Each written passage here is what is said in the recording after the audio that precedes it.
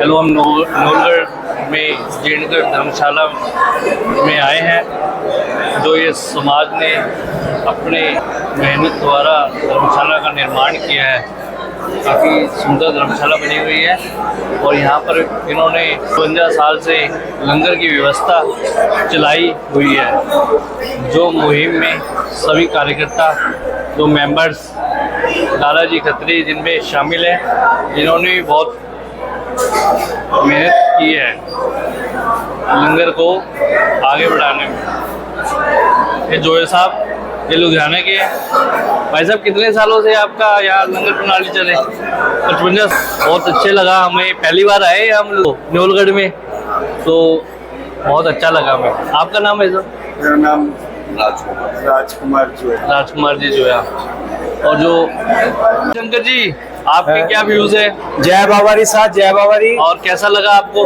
मैं शंकर और लुधियाना और या नौलगढ़ का समाज है जो, उनमें कैसे चेंजेस आने चाहिए? हाँ, पहले तो आप सभी को जय बाबारी साहब।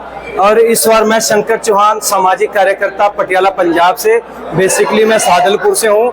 और इस बार बाबा ने मुझे बुलाया है, रामदेव जी महाराज ने। और यहाँ पर जो जीणगढ़ समाज धर्मशाला है, उसकी यहाँ पर व्यवस्था नवलगढ़ की तरफ से जो मैंने व्यवस्था देखी, वो बहुत अच्छी व्यवस्था है। पिछले कई सालों से, 55 सालों से यहाँ पर जो आए हुए लोगों को उनकी आवभगत करना, उनका खान पान की व्यवस्था करना, रहन सहन की व्यवस्था करना, ये बहुत ही अच्छी व्यवस्था है। लेकिन पिछले कुछ सालों से जो यहाँ पर धर्मशाला का निर्माण हुआ है, बहुत ही अच्छा हुआ है। ये मेन हॉल लंगर हॉल है, और उसके अलावा रहन सहन के लिए कमरे हैं। और यहाँ की जो व्यवस्था है, जो जीणगढ़ समाज, नवलगढ़ समाज के लोग हैं, पूरे भारतवर्ष के अंदर रहते हैं, तो वो अपने ही जो यहाँ पुश्तैनी लोग हैं, उनसे ही यहाँ पर दो धनराशि एकत्रित करते हैं। और 4 दिन तक, अष्टमी, नवमी, भाद्र सुदी, अष्टमी, नवमी, दशमी और एकादशी, 8 टाइम वो लगातार बाबा के आए हुए भक्तों को भोजन की व्यवस्था करवाते हैं, सामूहिक भोजन करवाते हैं। और रहन सहन की व्यवस्था ये निःशुल्क होती है।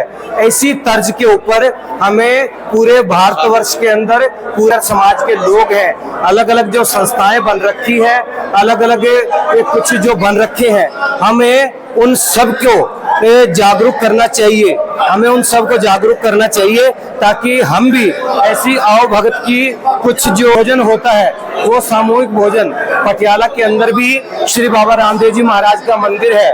उस मंदिर में आप दशमी के रोज सुबह, दशमी की सुबह आप देखोगे तो सुबह तकरीबन 4 से 5 हजार जो भक्तजन मंदिर में आते हैं, उन सब के लिए भोजन की व्यवस्था की जाती है। और बहुत सी ऐसी और भी निर्माण कार्य है जो यहाँ पर नवलगढ़ के अंदर है।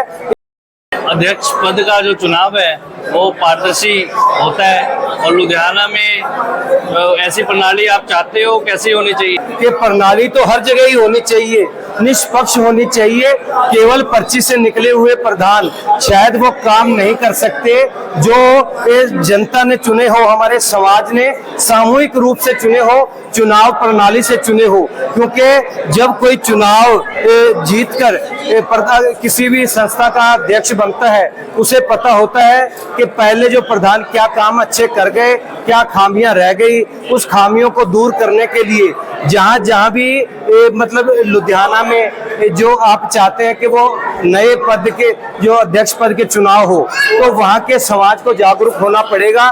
जो प्रधान जी काम कर रहे हैं, उनसे बातचीत करनी पड़ेगी।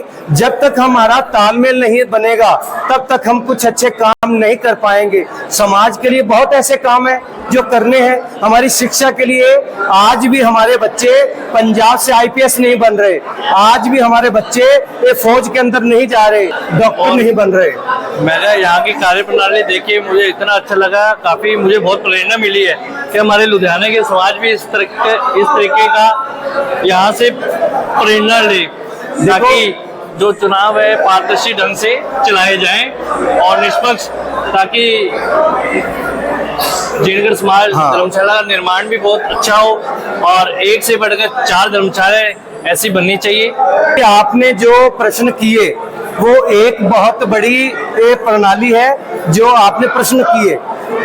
उसके अलावा भी समाज के बहुत से ऐसे काम हैं, समाज के ऐसे बहुत से काम हैं जो हमारे होने चाहिए। आज हमारी जो बच्चियां जो पढ़ना चाहती हैं, आईपीएस ऑफिसर बनना चाहती हैं, उनको सेमिनार मिलने चाहिए, जो काउंसलिंग मिलनी चाहिए। हमारे जिनगर समाज के लोग पूरे भारतवर्ष के अंदर बड़ी बड़ी कुर्सियों पर बैठे हैं, लेकिन मैं ये चाहता हूं कि वो समय निकाल कर हमारे जो बच्चे हैं उनका मार्गदर्शन करें।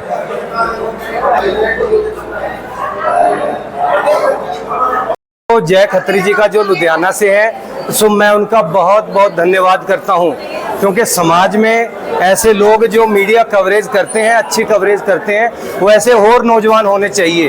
क्योंकि समाज के बहुत से ऐसे मुद्दे हैं, उन मुद्दों के ऊपर अगर हम बात नहीं करेंगे, अगर उन मुद्दों के विषय में हम चर्चा नहीं करेंगे, तो वो समाज के काम शायद नहीं हो पाएंगे। आज मैं नवलगढ़ के अंदर हूँ। मैं एक करंट जो विषय है, पूरे देश के अंदर हमारे जिनगर समाज के लोग गणपति जो महोत्सव का कार्यक्रम कर रहे हैं, उन सभी को बहुत बहुत बधाई एवं हार्दिक शुभकामनाएं।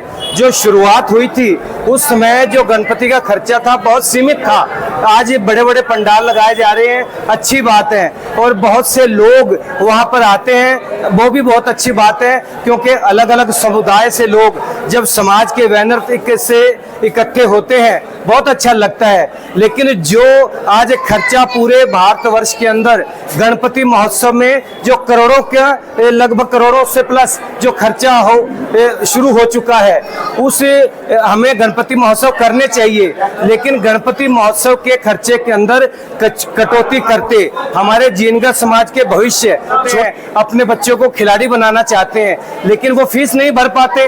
लेकिन समाज के जो बड़े बड़े उत्सव हो रहे हैं, उन उत्सवों में हमें कटौती करनी चाहिए। बहुत से ऐसे बच्चे हैं, अक्सर मुझे पता चलता है उन बच्चों की काउंसलिंग की फीस नहीं भरी जाती परिवार से, लेकिन हमें जब गणपति महोत्सव करते हैं उन बच्चों की मदद करनी चाहिए। बहुत से ऐसे काम है समाज के जो अलग अलग शहरों के अंदर अभी कंप्यूटर सेंटर नहीं है हमारे बच्चों के उज्जवल भविष्य के लिए। आज का बच्चा कल का भविष्य होगा। जिस तरीके के हम खर्चे कर रहे हैं, बड़े बड़े अच्छी बात है, लेकिन उन खर्चों के अंदर अगर हम कटौती नहीं करेंगे, हमारे समाज की जो युवती हैं, लड़कियां हैं, आज राजस्थान के अंदर बहुत से ऐसे बच्चे पढ़ लिख के अंदर बड़े बड़ी ओहदे के ऊपर हैं, लेकिन आज पंजाब की जो स्थिति है वो कुछ समझने लायक है, सोचने लायक है। आज हमारे समाज के बच्चे, उनके मुंह से शायद ये सुनने को कम मिलता है कि हम आईपीएस बनेंगे, हम बड़े बड़े डॉक्टर बनेंगे।